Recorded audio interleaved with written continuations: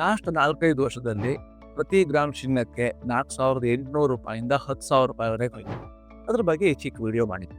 ಈಗ ನಮ್ಗೆ ಏನಾಗ್ತಾ ಇದೆ, ತುಂಬಾ ಎನ್ಕ್ವೈರಿ ಬರ್ತಾ ಇದೆ, ಸರ್ ಗೋಲ್ಡ್ ಫಂಡಲ್ಲಿ ಇನ್ವೆಸ್ಟ್ಮೆಂಟ್ ಮಾಡಲಾ ಅಂತ ಎನ್ಕ್ವೈರಿ ಬರ್ತಾ ಇದೆ. ಯಾಕಂದ್ರೆ ಲಾಸ್ಟ್ 3 ಇಯರ್ ಪರ್ಫಾರ್ಮೆನ್ಸ್ ಚೆನ್ನಾಗಿದೆ. ಸ್ವಲ್ಪ ಹಿಸ್ಟಾರಿಕಲ್ ಡೇಟಾ ನೋಡೋಣ. 2011ನೇ ಇಸ್ವಿ ಎಲ್ಲಿ ಗೋಲ್ಡ್ ಅಲ್ಲಿ ಹಣ ಹಾಕಿದವರು 2017ನೇ ಇಸ್ವಿವರೆಗೆ ಗೋಲ್ಡ್ ಅಲ್ಲಿ ಹಣ ಮಾಡಿಲ್ಲ. 2012 ಅಲ್ಲಿ ಗೋಲ್ಡ್ ಪ್ರೈಸ್ ಹೆಚ್ಚು ಕಡಿಮೆ 3,100 ಇತ್ತು. ಇನ್ ಬಿಟ್ವೀನ್ ಅದು ಬಿದ್ದು 2,700 ರೂಪಾಯಿವರೆಗೆ ಬಂದು 2018 3,150 ಆಗಿತ್ತು. ಸೊ 5-6 ವರ್ಷ ಗೋಲ್ಡ್ ಅಲ್ಲಿ ಹಣ ಮಾಡದೇ ಇರುವ ರೆಕಾರ್ಡ್ ನಮ್ಮ ಹತ್ರ ಇದೆ.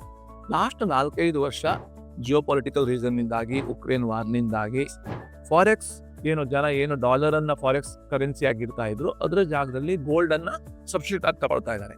ಆದ್ರಿಂದಾಗಿ 2022ನೇ ಇಸ್ವಿಯಿಂದ 2024 ಮಿಡ್ಲಲ್ಲಿ ಗ್ಲೋಬಲ್ ಸೆಂಟ್ರಲ್ ಬ್ಯಾಂಕ್ಸ್ ಅಂದ್ರೆ ನಮ್ಮಲ್ಲಿ RBI ಇದ್ದ ಹಾಗೆ ಎಲ್ಲರೂ ಒಟ್ಟು ಸೇರಿ 1,000 ಟನ್ ಗೋಲ್ಡ್ ಪರ್ಚೇಸ್ ಮಾಡಿದ್ದಾರೆ.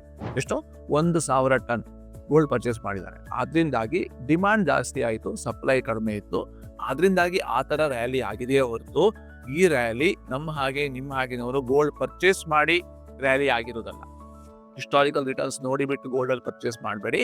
As A part of your portfolio gold ಅಲ್ಲಿ ಇವತ್ತಿಗೂ ಕೂಡ SIP ಮೂಲಕ ಇನ್ವೆಸ್ಟ್ಮೆಂಟ್ ಮಾಡಬಹುದು. ಜಾಸ್ತಿ ಇನ್ಫಾರ್ಮೇಶನ್ ಬೇಕಂತಿದ್ರೆ, ಗೋಲ್ಡ್ ಅಲ್ಲಿ ಇನ್ವೆಸ್ಟ್ಮೆಂಟ್ ಮಾಡಬೇಕಂತಿದ್ರೆ ಮ್ಯೂಚುವಲ್ ಫಂಡ್ ಮೂಲಕ ನೀವು ನಮ್ಮನ್ನ ಕಾಂಟ್ಯಾಕ್ಟ್ ಮಾಡಬಹುದು.